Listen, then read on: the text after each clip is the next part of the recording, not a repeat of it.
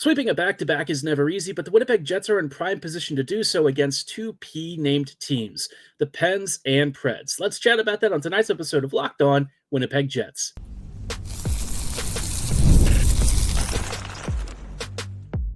You're Locked On the Hockey Jets, your daily podcast on the Winnipeg Jets, part of the Locked On Podcast Network, your team every day.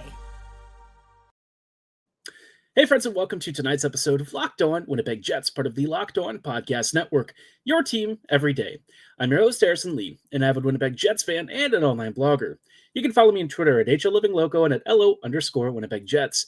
Thanks for making Locked On Jets your first listen of the day every day. If you like what you're hearing, be sure to like, follow, and subscribe on all of your favorite podcasting platforms and YouTube. Doing so, of course, is always free of charge and ensures you never miss another episode. Most of all, though, we just love and appreciate your support. Tonight's episode, we're chatting about a weekend slate of games kicking off tomorrow against the Pittsburgh Penguins and then Saturday against the Nashville Predators. And I don't want to say that I'm expecting 2 wins, but I'm expecting 2 wins. I know that that's pretty crazy, especially on back-to-back games on the road, but I feel like the Jets are primed for big wins against 2 teams that are, quite frankly, down in the dumps. This is a really great opportunity for the Jets to come away with 4 points and to continue to pad their ridiculous lead at the top of the league. But before we dive into tomorrow's game against the Pens, just wanted to let you know that tonight's episode is brought to you by FanDuel. You can start the season with a big return on FanDuel because new customers can place a $5 bet and you'll get started with $150 in bonus bets if that first bet wins. Visit FanDuel.com to get started. Now, like I said, the Pittsburgh Penguins and the Nashville Predators have both been, better. Let's put it that way. The Pens have probably had a slightly better run of form recently, but make no mistake, this team it's struggling. In their last couple of games, they lost to the Lightning, beat the Sharks, got thumped by the Blue Jackets, lost to the Wings in overtime, got embarrassed by the Stars, beat the Caps, but then had back-to-back losses against the Islanders and Hurricanes. And while they do occasionally get to overtime in some of these losses, that's just like rubbing salt in the wound, isn't it? And the way that they lost the Penguin or the Lightning game the other night was really bad. Jari came out, and I'm not quite sure what happened, but it left a completely open net for a tuck-in behind as he came out to try and challenge the angle or something. Whatever it is, it just did not work. And, the Jets have already played this Pens team once. At that, first juncture, the Pens had a couple of good opportunities. It was a close game, but the Jets ended up just sort of running up the score. I think that this game has a really good chance of being something very similar. This Pens team is just, they've kind of sucked. It's been a really tough year. They're not getting saves. The defense is a complete disaster. There's just really not much to say about Pittsburgh that's positive. And you look at the lines, it's kind of not that hard to see why they're maybe not that good. You've got Beauvillier, Crosby, and Raquel on your first line, which in 2024 is probably not a top line on a real contender. You've got Bunting, Malkin, and Rust as your second line. That's a fairly good line. But the thing is like if you need Crosby and Malkin and Rust to really carry these groups, it's just not going to be enough. You need, much stronger scoring. And, your third and fourth lines are probably not going to be able to save the team either. Puyarvi, O'Connor, Poulin, and then Nieto, Achari, and Ponomarev. There's just not a lot of high-end talent here to work with. I think that there was an expectation that McGroarty was going to come in and maybe challenge for a spot, and honestly, I don't think he'd improve this team. He's not really been doing well for WBS, and you're looking at this Penguins squad, and no one here is really doing much better either. It's been a pretty grim season. And then you look at the defense, and it's on paper it should be better, but Pettersson and Carlson anchor your first pairing, Grzelcyk and Letang on your second, and Pickering and Shea on your third. And Grzelcyk's been really bad. Carlson has, generally been solid, but still has his defensive lapses. Pettersson's trying to hold it all together. I think it's just too much, right? And then you've got in net a mixture of Jari and Nedeljkovic, and then earlier they had I'm blanking on that dude's name who got sent down recently. But basically, it's just been a rotating cast, right? And with, a couple of injuries that have kind of propped up, and just a whole mess of problems from the coaching staff to the player performances. This team is just in a very dire strait. If there's a team that's going to come out tomorrow with a lot of urgency, it's not the Jets, it's Pittsburgh. The Pens are like basically fighting for their lives at this point. And my guess is that if they lose their next couple of games, Mike Sullivan's going to be canned. It just feels like it's getting to that point either way. I really can't see how much longer this can possibly continue. You know what? Look, I think Sullivan's a great coach. I think that he has been one of the best coaches in the NHL for many years. But at some point, you start to run into a situation of diminishing returns. And I think he's probably accomplished just about everything that he can. He's won a cup with them. He's been a great coach. And I think now that the team is at a point where he can only do so much. And, some of his idiosyncrasies have started to win out a little more frequently. And this gives the Jets a really nice opportunity to come away with a big win on the road. Not that, I want to count out the Pens because they still have some really good talent, but I think the Jets are playing confidently and at a level to where I expect the Jets to come away with a victory. It's just this kind of team now where if they lose, it's actually a strange thing to see. Winnipeg has really earned a bit of a reputation now of being a perennial winner this season. I know that it's perhaps a little early to talk about a team of that nature, but I think the Jets have done enough in my mind to earn that respect. And I think that, going forward, we're going to see this team continue to do really well. And, teams like Pittsburgh are great opportunities to stay sharp, but still come away with 2 points. If the Jets drop this game, it's not the world's biggest problem, but I think you're a really good team, and you should walk in feeling confident that you're beating the squad. It is strange to think that Crosby's heyday is winding down. This is really the last couple of seasons from him. Malkin's winding down, and Pittsburgh is talking about a little bit of a fire sale here to try and fix the team. I think at this point, though, if we're being honest, yeah, it's probably more of getting ready for a teardown. If there's anybody that I'd be curious to watch in this game for perhaps a trade deadline perspective, I'm keeping an eye on 2 names, Puljujarvi and Pettersson. Pettersson I like a lot, and I think he could become a really solid top 4 defender for the Jets. Puljujarvi is a little more of an interesting one in that I feel like he's a little underrated and underappreciated. He's the sort of player who I feel like is a very 4th line or 3rd line type for the Jets. High energy, very creative. Maybe he doesn't pound the puck in the net as often as you'd expect, but he's great at creating chances, and he gets into those really dangerous areas in the slot. It's a very good skill set, and one that I think could actually mesh quite well with somebody like Lowry or Niederreiter, guys like that who really crash the crease. I feel like Puljujarvi makes a lot of sense. He's really good at getting into those areas. He's an absolute menace, physically very fast and very good skating. And this year he's actually been putting up, a couple of points, not a lot, but you also have to remember he's only playing 12 minutes-ish, a night. So 8 points in 18 games for a guy basically playing 4th line minutes, that's not so bad. I could definitely see a role for him on a team that's really looking to juice up and spruce up that bottom 6. But, he's probably not the highest level of target that you can go for. The Jets probably want to set their sights a little bit higher. And we'll talk about one particular name that I'm keeping an eye out for later this episode. But before the Jets even talk about trades, they've got to get through a good chunk of the season. And like I said, this is a weekend of back-to-back games. So the next opponent is going to be Nashville, another team that's really been struggling and looking to figure out what on earth has gone wrong. We'll chat about what to expect in that game in just a quick moment. Before we go too much further, though, thought I'd let you know about our friends and partners at FanDuel. Get ready to tackle the NFL action with FanDuel, America's #1 sportsbook. Right now, new customers can bet $5 to get $150 in bonus bets if you win. The FanDuel Sportsbook app gives you everything you need to place the live bets on the NFL all in one place. They've also got plenty of other sports like the NHL, MLB when it's in season, and so much more. But of course, you might be watching one of these games like Steelers-Browns right now. You're getting a hunch that maybe the Steelers' devil magic is finally running out, and you want to cast a bet, but you want to make sure that you're on the right path.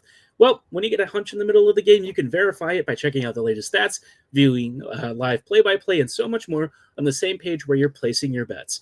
All you have to do is visit FanDuel.com to get started today. You'll begin with $150 in bonus bets if you win your first $5 bet. That's all at FanDuel.com. Never waste a hunch and make every moment more with FanDuel, an official sportsbook partner of the NFL.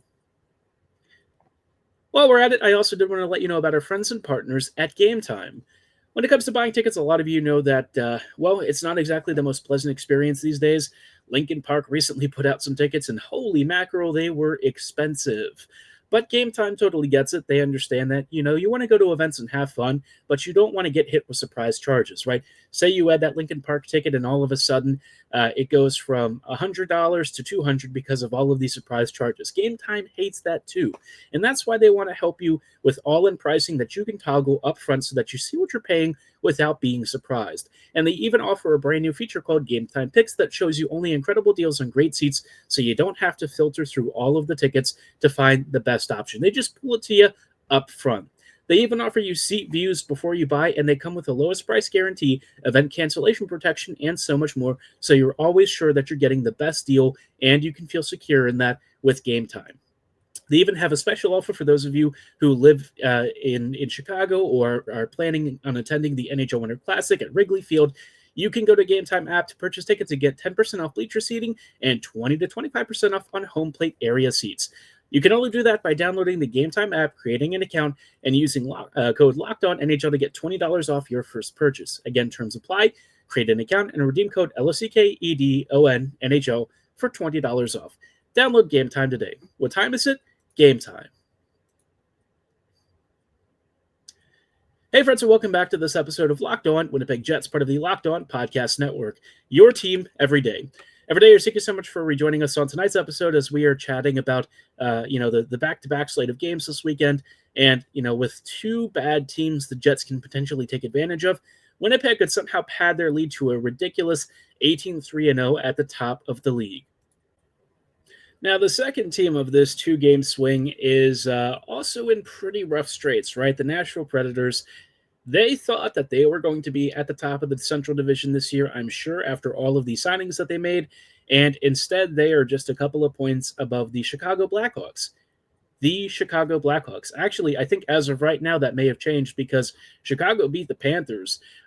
So technically, as of right now, the Nashville Predators are last in the Central Division. Now, look, I kind of said I thought the signings would raise their floor. I didn't know if it necessarily made them like a top-end contender, but I thought that, as a team that was originally in the middle of the pack and was looking to maybe secure a more firm playoff run, the Preds might be improved this year, but maybe not like a top-end elite team.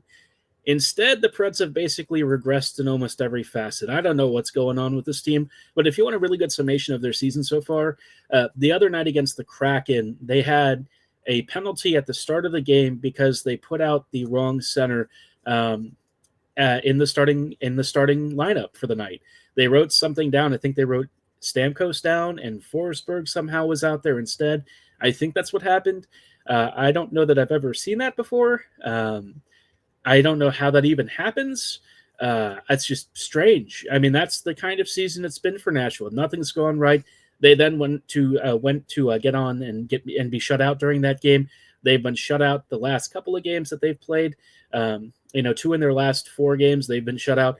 They've only won one of these games, and it was in regulation for the Preds against Vancouver. But, they've lost to the Oilers in overtime, been shut out by the Flames, been shut out by the Kraken, lost in overtime to the Avs.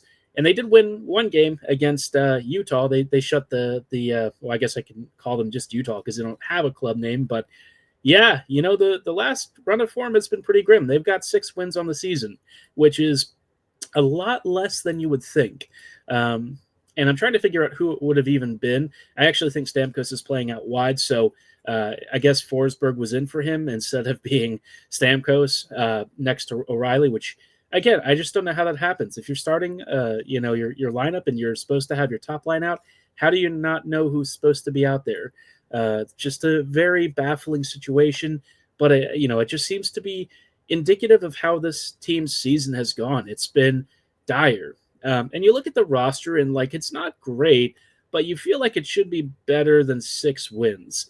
Up front, you've got Forsberg, O'Reilly, and Nyquist, which is, a pretty solid first line. Forsberg's timeless. O'Reilly's still productive. Nyquist is underrated. Second line, you can start to see a couple of issues already. Stamkos, Sissons, and Tomasino. Sissons, look, he's a solid player, but I don't think you want him as your 2C. It's probably not that different from where, the Jets have had to rotate a lot of different guys in that same spot. Stamkos is getting up there in years. He's still productive, but I just feel like that contract was not going to age well almost as soon as it was signed. Tomasino's talented and young, and I think he'll be a good player for a long time, but yeah, not the situation that you probably want to be throwing him into. On your third line, you've got Parssinen, Novak, and Marchessault. Novak and Marchessault are both very good. I don't know that much about Parssinen. We'll just have to see how he does. But I mean, it doesn't really matter if you're Winnipeg. This Preds team offensively just ain't really doing much with their top nine. On the fourth line, it's Lahuru, McCarron, and Smith. I guess you've got guys who are somehow in the NHL. A lot of these players, I think for the most part, are more on the physical forechecking side. You're not really seeing a lot of offensive upside from this bottom six other than like Novak and Marchessault. So the Preds, yeah, talent-wise up front, not looking great. On defense, Shea and Josie anchor your first pairing. Then you've got Lauzon and Carrier, and then Gaizo. I've not heard of him before, and Luke Shen. So, yeah, I mean, it's a far cry from several years ago when you used to remember Ekholm, Weber, Josie. I mean, Subban at one point had some time here.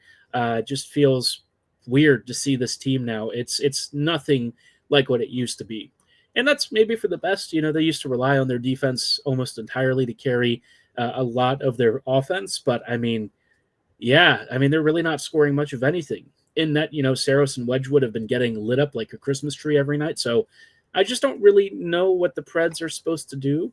I feel like, Barry went aggressively after a bit of a hot streak last season, and he thought the team would get better if he made a couple of really big signings, and it's all backfired. Instead, I just feel like it's shown the need for Nashville to rebuild. I've kind of felt like that for a while anyways. I felt like Nashville, despite making the postseason and everything, was just sort of a mid-table team, right?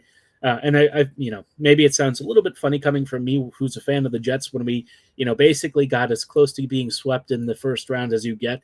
But for me, I just feel like, the Preds have not much talent to work with, and their future looks not great right now. I think you have to start talking about lottery picks for them, because I don't think that they're going to be in a great position going forward. But if you're Trotz, you do have some really good trade pieces.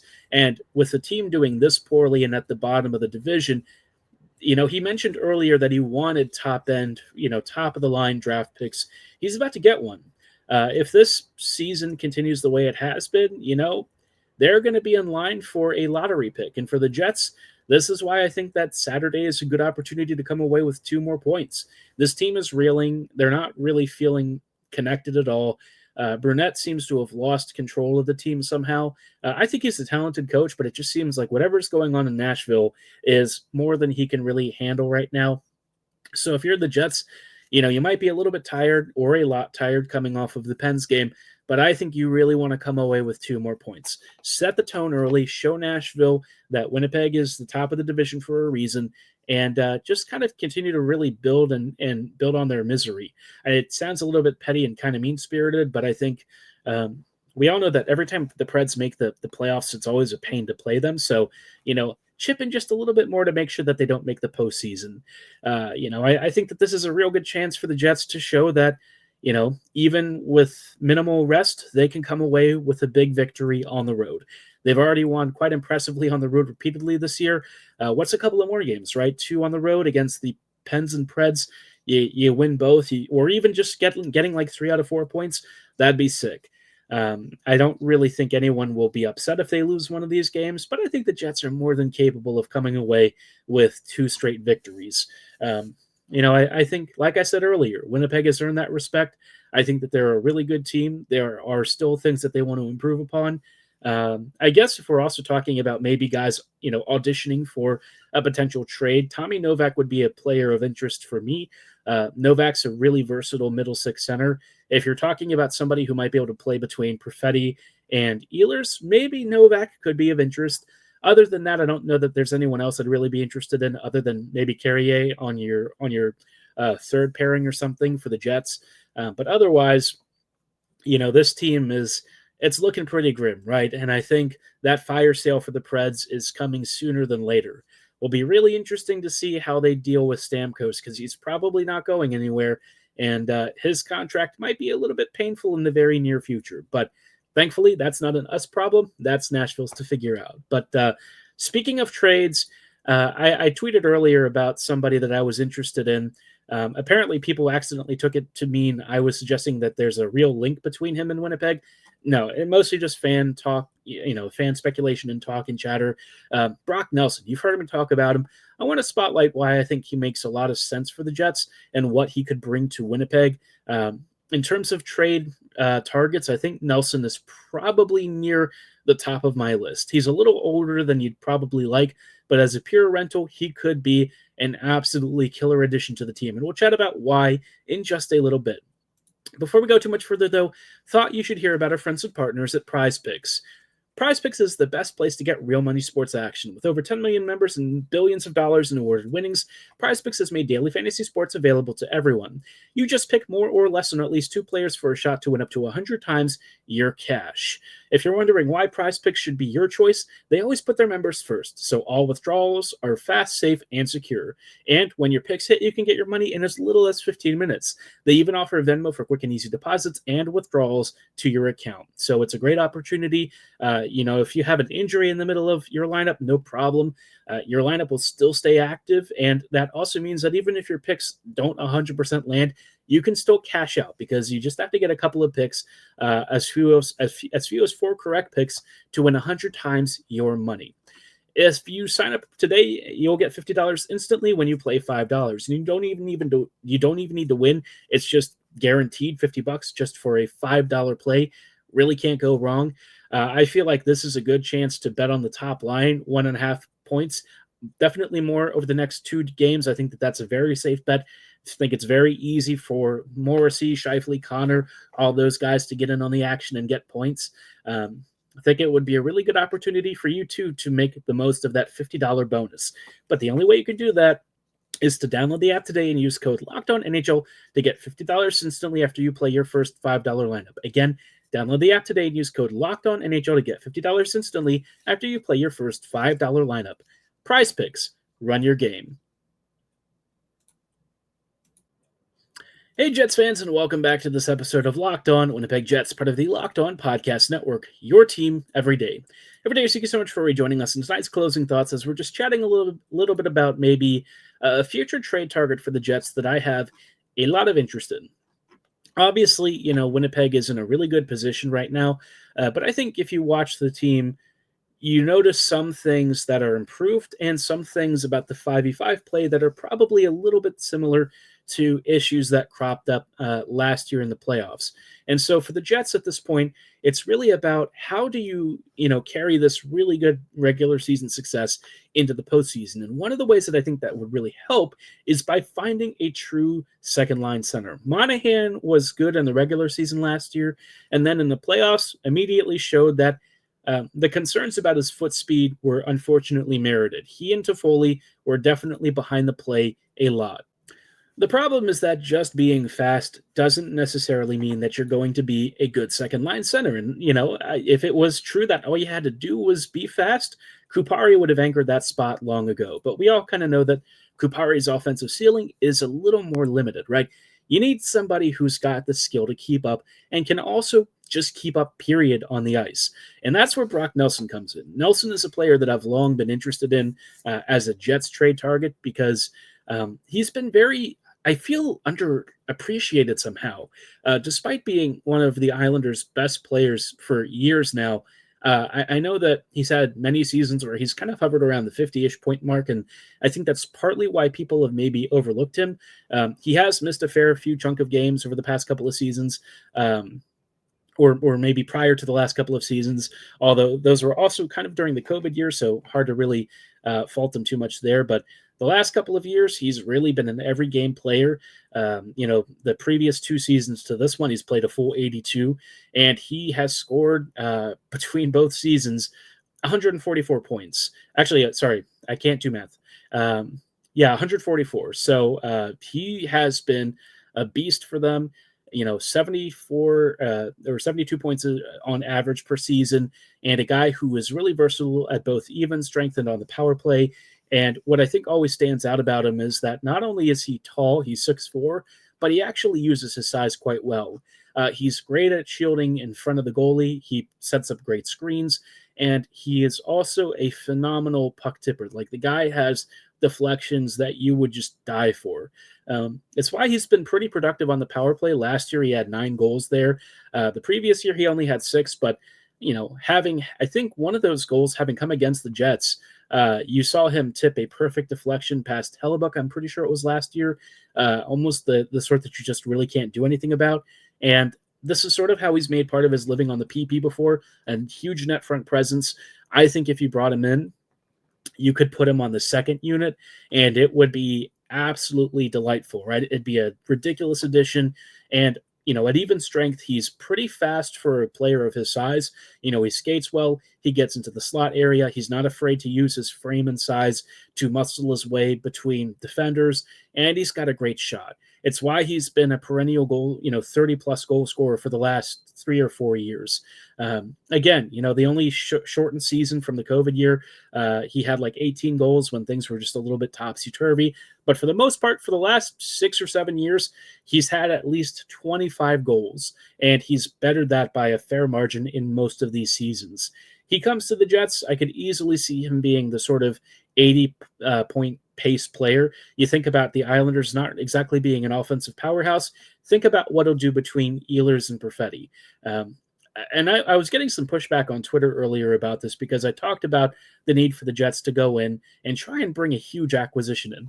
I think that this year, where the Jets are in the standings and you look at the playoff field and it's just very mediocre, this has never really been a better time for the Jets than right now. I mean, this is a great opportunity for them to make a statement trade either now or in the future at the deadline. Bring in a huge asset, bring in somebody who can help this team go on a deep run. Because you look at the competitive field, then there's just not that many teams that scare you. The Avs are pretty beat up. The Stars are sort of okay. They're obviously very talented, but they haven't really performed up to it. The Wild are one of those teams where I feel like once they get to the playoffs, they're going to have a bit of an awakening moment, kind of like the Jets did last year, where sure, they're built for regular season success, but for the playoffs, I don't think that they're going to last too long. And then you look at the Pacific, well, you have maybe Vegas to worry about. Other than that, no one else really scares you. It's really more in the East where you have teams that are probably a bit frightening, and even teams like the Panthers can be beaten. The Panthers, I think, are one of the best offenses out there, and they're 12-7-1. You have ways to beat them. The Jets just did it. They also just lost again tonight against a pretty rough opponent. So, I think for me, this just tells you that for the Jets, this is a great chance to make a splash, bring in a big acquisition, and really go big this year. I think Nelson is the kind of player that the Jets would love.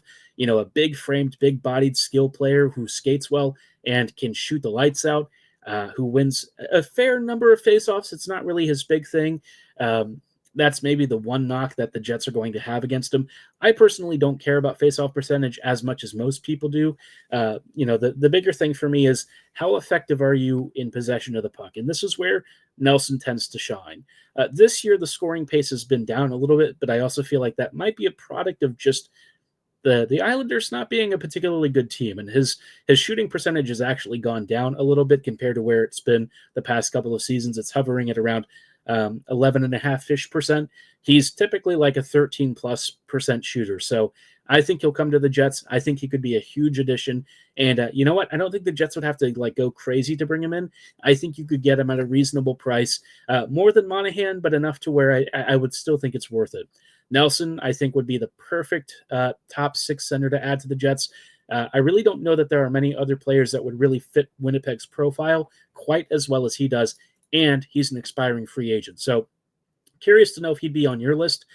My shopping list right now is really just a 2C, and in my mind, Nelson is actually good enough to be our 1C. But, between him and Scheifele, you probably have two fairly similar profiled players. Just one's a little more physical and taller than the other. But curious to know what you think. Are you in for Nelson? What would you be willing to give up for him? And be realistic. Like, let's not say like just Logan Stanley or something. Come up with your best trade proposition. I would look at something like Nelson, Kupari, and Barlow. Barlow, Kupari, and maybe a first. It is a fair chunk of value, but I think if you're looking at what's going out compared to what you're getting in return, especially if you feel like this is your year, I think it could work out quite nicely. And I think the Jets are actually a little jammed up at forward, so maybe unlocking a spot or two wouldn't be the worst. But curious to know what you think. Drop your thoughts and comments below or at my social medias at HLLivingLoco and at LO_Winnipeg Jets. For tonight's episode, though, that's going to be all the time that we have. I thank you so much for listening and making Locked On Jets your first listen of the day, every day. We'll see you back here tomorrow with thoughts on Winnipeg versus Pittsburgh, hoping for a big victory. But like I said, that's all the time that we have. Have a great night, and as always, go Jets go.